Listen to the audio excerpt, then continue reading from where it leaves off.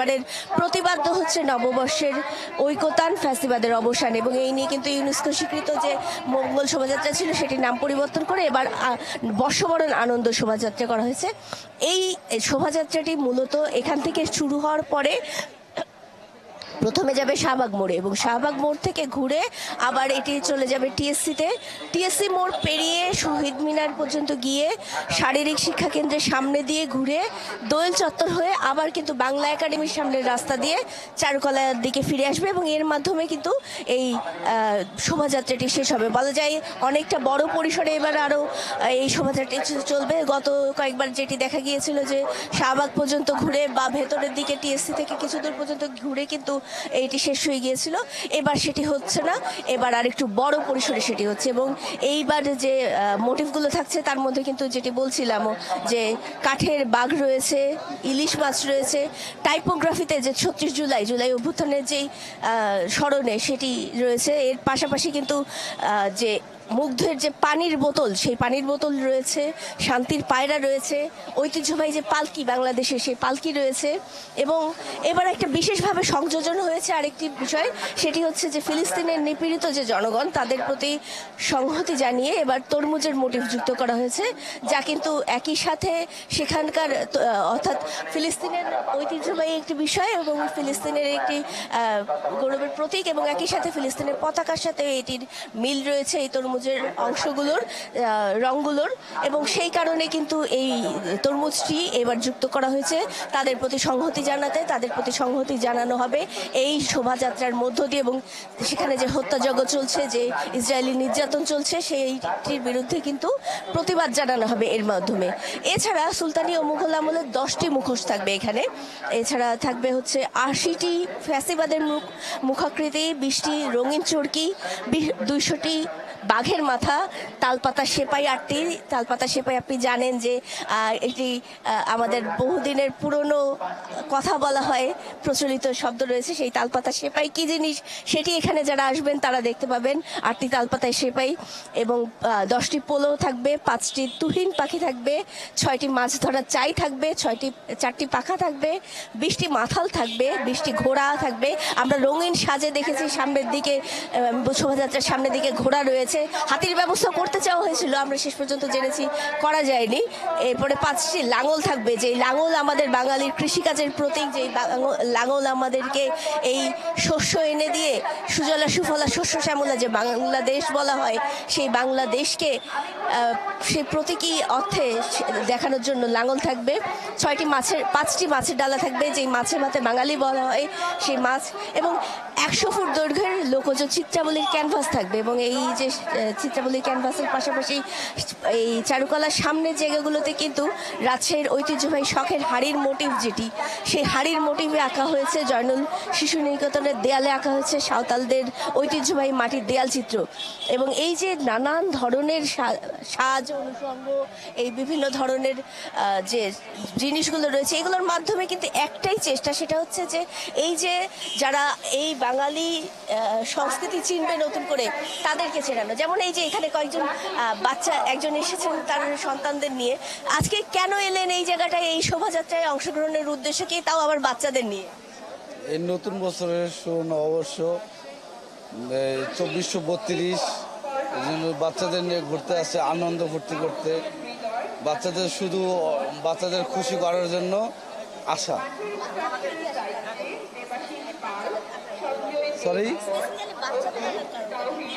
বাচ্চাদের নতুন শিখার জন্য, আগামী দিনের জন্য, যারা শিখতে পারে, বুঝতে পারে এই বাংলা নববর্ষ। এখান থেকে বলে রাখা ভালো, আপনি আশেপাশ থেকে দেখছেন বিভিন্ন জন ঢুকে যাচ্ছে, কিন্তু এই ঢোকাটা বন্ধ হয়ে যাবে শোভাযাত্রা চালু হওয়ার পরে। এবং শোভাযাত্রার নিয়ম অনুযায়ী কিন্তু পাশ থেকে আর কেউ যুক্ত হতে পারবেন না।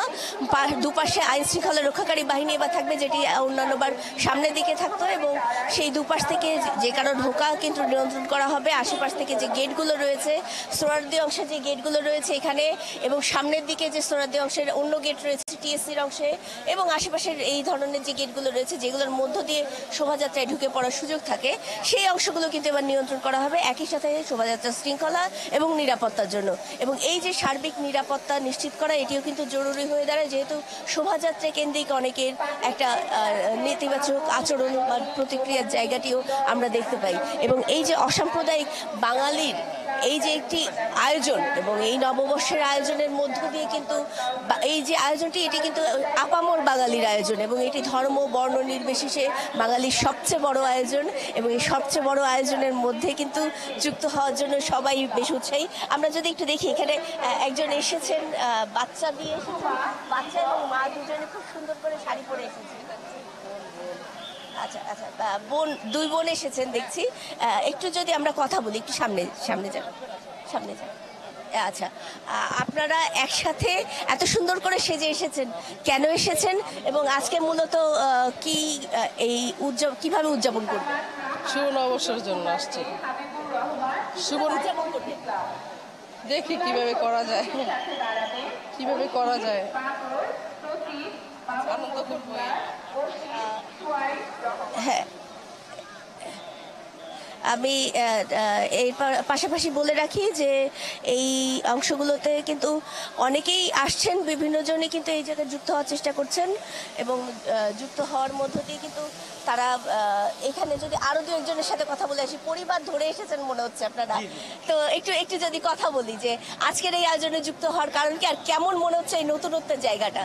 আচ্ছা, অ্যাকচুয়ালি আমরা ছোটকাল থেকেই আমার অভ্যাস যে পয়লা বৈশাখের এই দিনে আসা, আর আমাদের বাঙালির ঐতিহ্যের সাথে পয়লা বৈশাখটা অতপ্রতভাবে জড়িত। এই যে সকালবেলা ভোরবেলা ফ্যামিলি সবাই একসাথে আসা।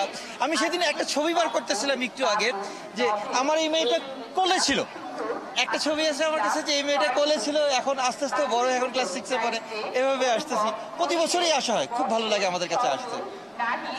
আপনাদের কাছ থেকে একটু জোরে, এবার তো আসলে নতুনত্বের একটি জায়গা, তরুণদের একটি বড় অবস্থান রয়েছে, সেই জায়গা থেকে এই নববর্ষ আপনাদের কাছে কেমন? এবারকার নববর্ষটা একটু আলাদা, কারণ প্রত্যেকবার তো ঈদের মধ্যে পড়ে বা রোজার মধ্যে পড়ে, তো এইবার রোজার মানে ঈদের পরে পড়েছে দেখে অনেক বেশি মানুষ, ভালো লাগছে। হ্যাঁ, আমার বলতে গেলে প্রথম, কারণ আগে ছোটকালে আসতাম আমি, এখন বড় হয়েছি, এখন এগুলো আর কি মনে থাকবে, তখন তো আর মনে ছিল না আমার, আগেরগুলো আমার মনে নাই, এখন মনে থাকবে, অনেক ভালো লাগছে।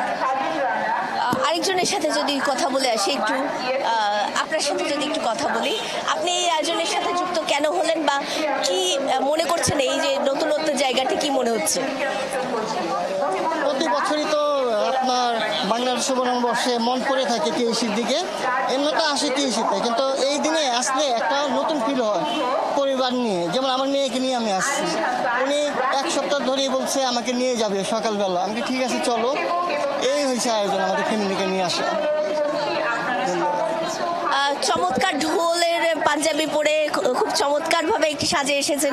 একটু যদি তরুণ প্রজন্মের একজন আছেন, জেনে নেই তার কাছ থেকে, এই যে তারুণ্যের জয় জয়কার এই সময়টাতে, এবং এর মধ্যে এই যে আয়োজনটি, সব মিলিয়ে আপনার কি মনে হচ্ছে, এই নতুনত্বের আয়োজনটি কেমন, বা নতুনত্বের জায়গাগুলো কিভাবে দেখছেন আপনি? পহেলা বৈশাখ মূলত প্রতি বছরই কিছু নতুন বার্তা নিয়ে আসে। আজকে যদি আমরা শোভাযাত্রার দিকে খেয়াল করি, ৩৬ জুলাই বাংলাদেশের সবাই যত কিছু বলুক, আমরা হিন্দু মুসলিম বৌদ্ধ সকল ধর্ম যে একসাথে আছি সেটার প্রতীক পায়রা দেখতে পাচ্ছি, আমরা ফ্যাসিস্টের প্রতীক দেখতে পাচ্ছি, এবং আমরা যে মাছে ভাতে বাঙালি, আমাদের জাতীয় মাছ ইলিশ, তার প্রতীক দেখতে পাচ্ছি। আর তাছাড়াও আসলে আমাদের এই দ্বিতীয় বলা যায় যে আমাদের এই ইয়ের পর আন্দোলনের একটা সময়ের পর আমরা এবছর চৈত্র সংক্রান্তি, ঈদ, পহেলা বৈশাখ পাচ্ছি, এবং একটা নতুন আমেজে এনজয় করছি, সবকিছু উপভোগ করার চেষ্টা করছি। তো শুনছিলেন রাকিব, আসলে নানানভাবে কিন্তু নানান জন্য উপভোগ করা জায়গাগুলো, এই আয়োজনের জায়গাগুলোর সাথে তারা যুক্ত হতে পেরে তারাও সন্তুষ্ট, এবং তারুণ্যের যে জয় জয়কার, সেই জায়গা থেকে বিশেষভাবে তরুণদের জন্য এটি একটি বড় উৎসবের জায়গায় তৈরি হয়েছে।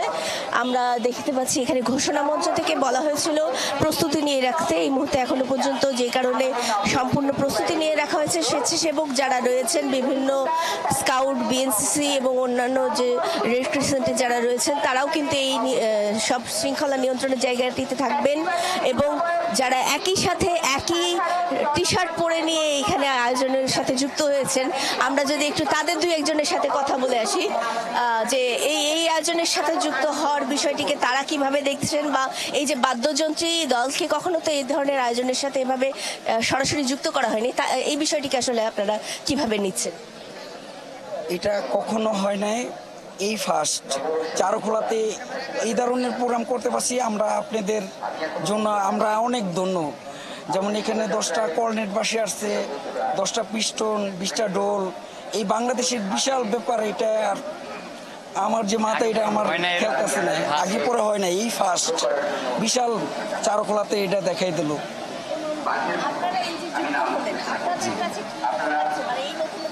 মানে এটা বলার মতন কোনো ভাষা নেই, এতটা আনন্দের ভিতরে আমরা আছি। আসলে আজ 2 দিন ধরে ওরকমভাবে আমাদের আপ্যায়ন করে সব দিক দিয়ে তারা সম্পূর্ণভাবে আমাদের খুশি করে রাখছে। মানে আমরা হ্যাপি আজকের জন্য খুবই, যে এরকম তো একটা অনুষ্ঠানে যুক্ত হইতে পারছি আমরা সবাই।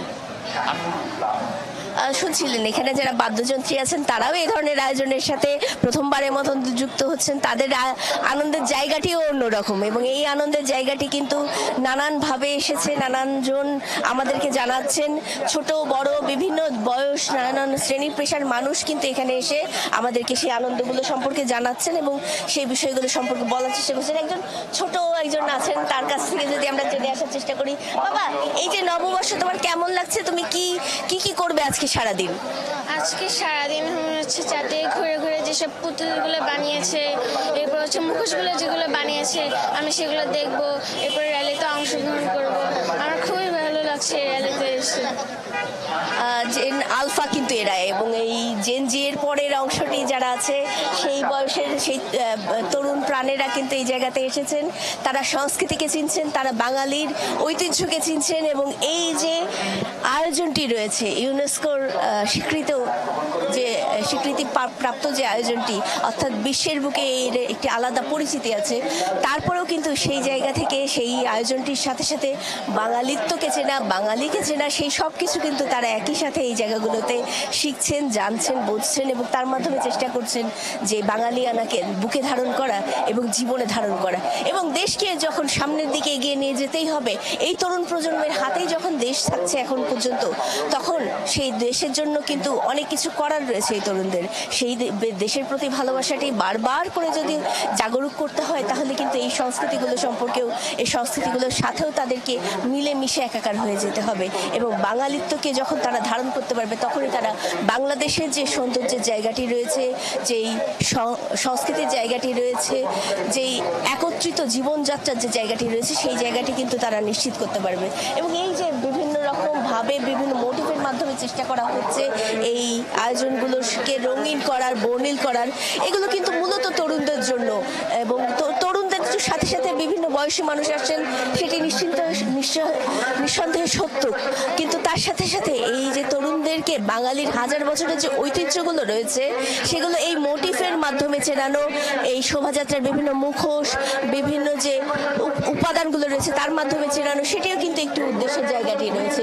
সামনের জায়গাগুলো থেকে যদি আমরা দেখি, ছোট ছোট কাগজের যে পাখা রয়েছে, আপনি ছোটবেলা মনে করে দেখবেন যে আমরা কিন্তু একসময় ছোটবেলায় কাগজের পাখা দেখেছি, কাগজের রঙিন বিভিন্ন জিনিস নিয়ে দৌড়ানো, সেই যে ছোট ছোট যে উপাদানগুলো আমাদের সংস্কৃতি রয়েছে, সেই উপাদানগুলোকে এখানে যুক্ত করা হয়েছে এবং এখানে একত্রিত করে কিন্তু চেষ্টা করা হয়েছে যে এই উপাদানগুলোকে যাতে আমরা চিনতে পারি, আমরা বুঝতে পারি, এবং এই বোঝার মধ্য দিয়ে যাতে বাঙালিয়ানাকে আরেকবার আমরা ধারণ করতে পারি, এবং বাংলাদেশের উন্নতিতে সেই ধারণ করা সংস্কৃতি, সেই ধারণ করা ভালোবাসাকে কাজে লাগিয়ে আমরা যাতে একত্রে এগিয়ে যেতে পারি, দেশ যাতে সুন্দর হয়, দেশের মানুষ যাতে ভালো থাকে, এবং সব কিছুর মাধ্যমে এই পৃথিবীতে যে এই ধরনের অবস্থা এখন রয়েছে, এই যে ফিলিস্তিন সহ বিভিন্ন জায়গায় যে দুর্ভোগগুলো রয়েছে, সেগুলো যাতে দূর হয়, মানুষ যাতে মানবিক বোধ সম্পন্ন হয়ে ওঠে, সেই সব কিছু কিন্তু একই সাথে এই অংশগ্রহণগুলোর মধ্য দিয়েই কিন্তু বলা হচ্ছে যে তাদেরকে বোঝানো হবে। এবং রাজনৈতিক এবং সাংস্কৃতিক ঐক্যের যে বার্তা এবারের শোভাযাত্রা দিচ্ছে, সেই শোভাযাত্রাকে কিন্তু অন্যরকম একটি বার্তা বয়ে আনছে এই জায়গাটিতে, এবং এই যে সৌন্দর্যের জায়গাটি, এই বার্তার জায়গাটি, এগুলো ধারণ করে কিন্তু বাংলাদেশ এগিয়ে যাবে এবং বাংলাদেশের গণতান্ত্রিক যে অগ্রযাত্রা সেটি নিশ্চিত করা যাবে। বাংলাদেশের রাজনৈতিক যে ব্যবস্থার সংস্কার এই তরুণ প্রজন্ম চেয়েছে, যে স্বপ্ন দেখে তারা প্রাণ দিয়েছে, সেই রাজনৈতিক সংস্কার, সেই সমাজ সংস্কার, সবগুলো চাওয়া, সবগুলো পাওয়া একসাথে করে, এবং সবাই এর সুফলভোগী হবে, কেউ এর সুফল থেকে বাদ যাবে না, এই বিষয়গুলো নিশ্চিত করা কিন্তু এই শোভাযাত্রাগুলোর মধ্য দিয়ে তাদেরকে শেখানো হচ্ছে। এবং একই সাথে শুধু দেশের জন্য নয়, দেশের বাইরে যেখানে যে অবস্থায় যে নির্যাতনের শিকার হবে, যেমন এখানে ফিলিস্তিনের কথা বলা হচ্ছে, ফিলিস্তিনের এই বিষয়টি আনা হয়েছে, তার পাশাপাশি কিন্তু অন্যান্য বিভিন্ন জায়গা থেকে যারাই এই আয়োজনগুলোর সাথে এই ধরনের নির্যাতনগুলো দেখবেন, তারা যাতে প্রতিবাদ করতে শেখেন, তারা যাতে প্রতিরোধ গড়ে তুলতে শেখেন, অথবা তারা যাতে এগুলোর অন্ততপক্ষে ঘৃণা জানাতে শেখেন, সেই বিষয়গুলোও কিন্তু সব একই সাথে একই যোগে এই রাজনৈতিক চেতনা গড়ে তোলা, সেটিও কিন্তু এখানে হচ্ছে। এবং এই সব কিছুর মধ্য দিয়ে কিন্তু সংস্কৃতি চর্চার যে সংকীর্ণতা, সেটি থেকেও বেরিয়ে আসার চেষ্টা, উদার ও শুদ্ধ যে সংস্কৃতির চর্চা, সেই সব কিছু একই সাথে শেখানোর যে কাজটি, সেটিও কিন্তু এখানে রয়ে গেছে। এই শোভাযাত্রার আমি বলবো প্রায় এখন বাজে 8টা, 8:30 কাছাকাছি, অর্থাৎ কিন্তু কাছাকাছি সময় এসে গেছে শোভাযাত্রা এসে গেছে, এবং বলা হচ্ছে 9টা থেকে হয়তো এটা আনুষ্ঠানিক যাত্রা শুরু করবে, এবং আপনার মাধ্যমে খুঁটিনাটি নানা দিক আমরা দেখার চেষ্টা করলাম, এবং খুব চমৎকার করে ব্যাখ্যা করছিলেন নাদিয়া। সাথে নিরাপত্তার বিষয়টাও আমাদের আরেক সহকর্মী সুমন মাহমুদের মাধ্যমে জেনে নিলাম। নিশ্চয়ই পরবর্তীতে আরও কথা হবে। আপনি আছেন এখানে, ফিরবো আবার আপনার কাছে।